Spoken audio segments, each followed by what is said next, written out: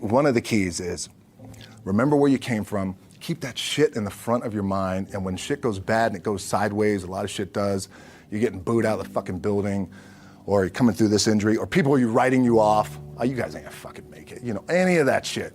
You gotta keep it in here. And it really has to, it should drive you.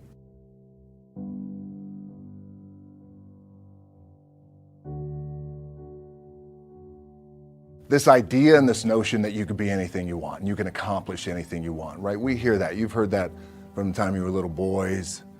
You hear that now. You're already incredibly accomplished.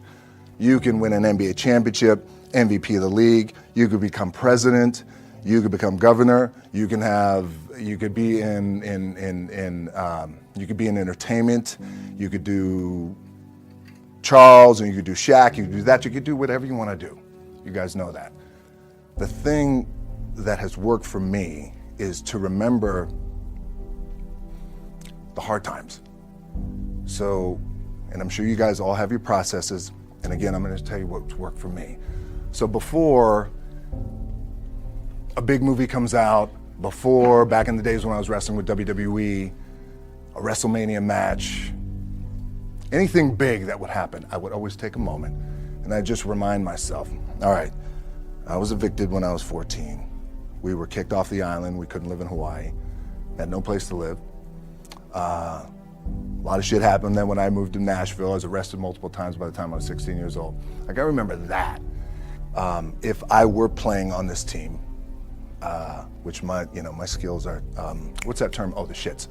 So I never play. But before I lace up, before I get on the court, before I play in these big games, before I go to the Staples Center, where history is there, those are historic walls there at the Staples Center. I would remember that, and it allows me then to be present in the moment and understand, holy shit, the stuff I have around me right now, this is the shit that I dreamed of when I was a kid. I am here. I played for University of Miami, played for great teams. Warren Sapp, Ray Lewis, they were my teammates. They were balling. Warren Sapp was playing tight end that time. I was starting defensive tackle. Yeah. They moved him over to D-line. And he looked at me, he's like, yo, dude, I'm gonna take your spot. I said, you ain't taking my fucking spot. He said, I'm gonna take your spot. I said, no, you ain't. We battled, and he took my spot. Now you can imagine how that fucked with me, because there goes my opportunity. He went in, switched to defensive tackle, lit the world on fire. Well, what that did, it crushed me, it crushed my dreams. I had a piss poor senior year, zero production, no NFL, no combine invite, nothing. Finally went to the CFL, Calgary Stampeders, making $250 a week Canadian. Now, I had to send that shit home to my wife at that time. Had no money. So I remember that. When I got cut from Canada, I had $7 in my pocket. And I always tell that story. So now my production company is $7, advertising agency is $7, everything is $7. So I always remember that. What helps me is to keep the hard times in the front of my mind, because it allows me to go into these big moments that I've worked my ass off, and you guys have worked your ass off. It allows me to go into these big moments with a different perspective. What it also does for me, and again, this is what works for me. Like, I keep my back, excuse my language, my back is up against this motherfucker every day. It's against this fucking wall. Excuse my language, ladies in the room. But it's up against this motherfucker because it's what I believe in. And when my back is against this motherfucker, then there's nowhere to go. But that way. That's it. So I feel like this could be something, an ideology and mindset that could help you, if you look at it that way. Because you made it already. We made it. We're successful boys, and we're lucky boys to be where we're at. Oh, you guys made it. Everybody's rich in the room. Nobody's gonna get evicted anymore. Anything you got, there's no more money problems, right? You got a lot of hands out now. Hey, can I get a little bit? Can I get a little bit? Right, that happens. But when you make it, for me, I need this. I need this. So every day, my back is up against this motherfucker, and this is how I operate. Now, doesn't mean you don't smile, Doesn't mean you don't laugh and joke, quote, right? You're happy, I'm a happy guy. But when it comes to business and when it comes to executing, it's up against this. And I gotta go that way. And I don't give a fuck who is in front of me. They're not gonna stop me. I feel like for me, it feels seamless because you prepared for so long, but it's just like you guys prepping for a game. That's the fun part. That's where it's like, fuck, it's fun, man. People are paying their hard-earned dollars to come see you. They're cheering, they're going bananas, they're booing the shit out of you or on the road. That's fun. That's what you live for. I mean, that's the juice right there. The prep is where the character's made.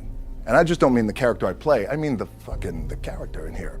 So for me, the prep is getting with the director, getting with the producers, getting with the writers, so in essence, it's like getting with all your coaches and your different position coaches and all the meetings that you have to have, right? So that's the work you put in. The key for me was, where does it start? What's the anchor? What's the anchor? So I could have all these ambitions and you guys have all these ambitions, which is great. It's important. I'll play this role, you'll play that role. I'll execute this thing and it'll come out this summer. You guys will execute this thing during the summer, right? When it's time to really put in a lot more work.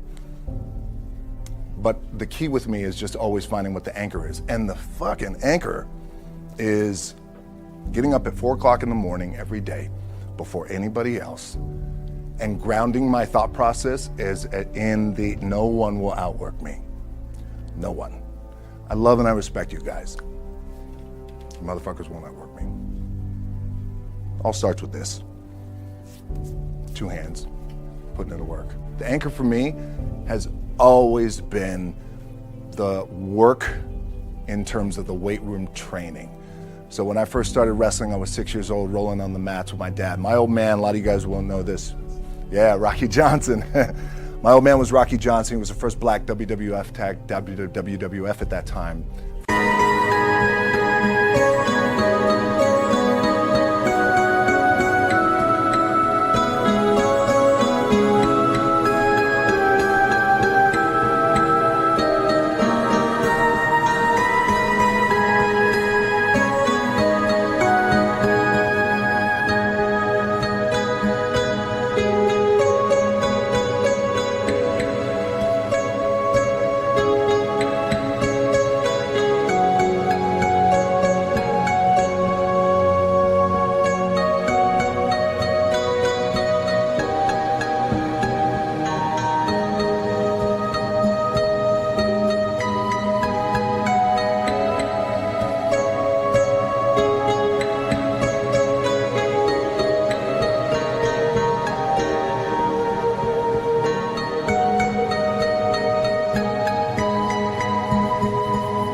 First black WWE tag team champions with Tony Atlas back in 1983.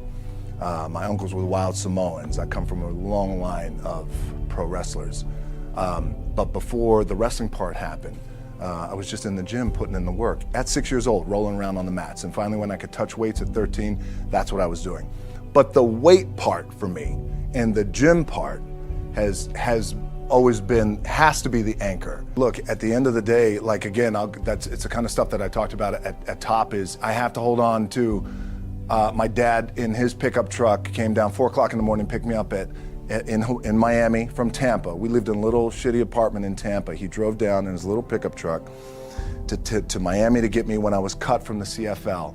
I was driving up I-75. I don't know if you guys are from Florida, any of you guys, if you know, I-75 is like, especially down in Florida, Alligator Alley. I'll never forget it. It's 4 o'clock in the morning.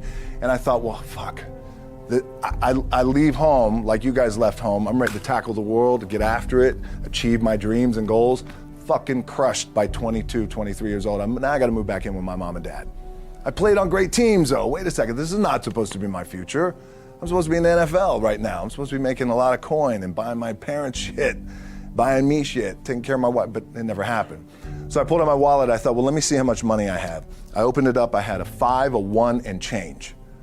I'm not fucking around. And well, at least I rounded up to $7. But I thought, God, ain't this a bitch? I got $7 in my pocket. Where the fuck do I go now? What do I do? I can't go back to CFL because the point comes where you hear that voice, big run's over. Like, you're done. right? So I heard that voice. So as Coach was saying, man, I hold on to that shit. I'm telling you, my back is up against this motherfucker. We laugh, we joke, we have a good time. Press is always fun to do. Sometimes you got to make it fun. That's another thing. You got to do your best to make press fun if you can. But my back is still up against this motherfucker. I do not forget it.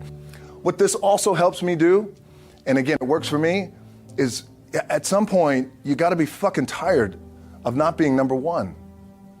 You have to be, and you got to fucking play angry. And I play angry. Now, I'm cool and calm with my approach. And when I step out on my field, which is a set or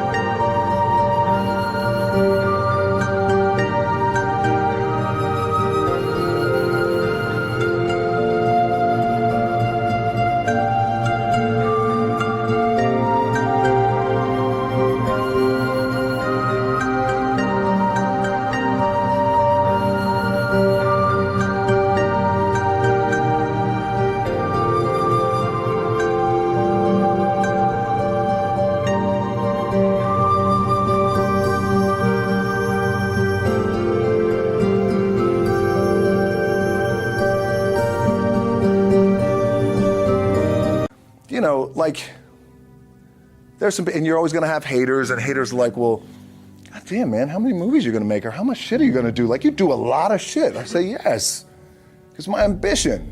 Of course, why not? I could do it. Yeah, I love what I do. And not only that, but in what world do we not work every day? It doesn't mean, it's just like you guys in the off season. You gotta work every fucking day. It doesn't end. My back is up against this thing, you know, and I started to play angry, by the way, and I still play angry. My last match, Brock Lesnar, transitioned, and I realized if I had to be great at something, I wanted to be great in this world of Hollywood and movie making and producing and entertainment. I had to commit, and like you guys have to commit. Obviously, you commit to something, commit to the goal. So I quietly retired. 2 years later, I thought, what the fuck did I do with my career? Because my movies were not doing well. I was written off. I was like, it was around 2006, 2007. I was like, God damn. I left, I pulled a Jim Brown. I left when I was on top, like number one in the wrestling business, and I left. It was a ballsy, gutsy, some call it stupid move, but I had to commit and I had to follow what was in my gut.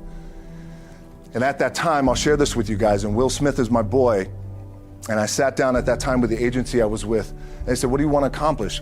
I said, I want to accomplish the world. I want the world.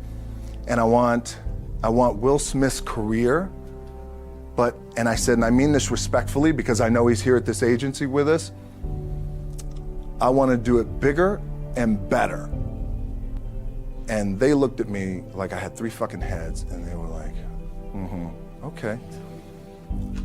But I still stayed focused, and I still had still put in the hard work with my 2 hands, and that's it. And that's what it comes down to with you guys. One of the keys is, remember where you came from, keep that shit in the front of your mind, and when shit goes bad and it goes sideways, a lot of shit does, you're getting booed out of the fucking building, or you're coming through this injury, or people are writing you off, oh, you guys ain't gonna fucking make it, you know, any of that shit. You gotta keep it in here. And it really has to, it should drive you.